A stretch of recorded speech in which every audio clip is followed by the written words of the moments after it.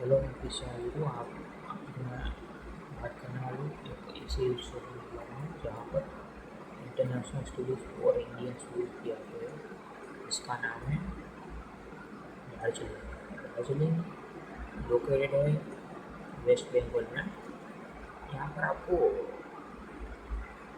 कई बड़े बड़े लैंडस्केप देखने को मिलेंगे, झरने देखने को मिलेंगे। दार्जिलिंग में एक टॉय ट्रेन भी चलती है जो बहुत नैरो गैज है, जिसकी आप राइड ले सकते हैं। इसके सिवा दार्जिलिंग अपने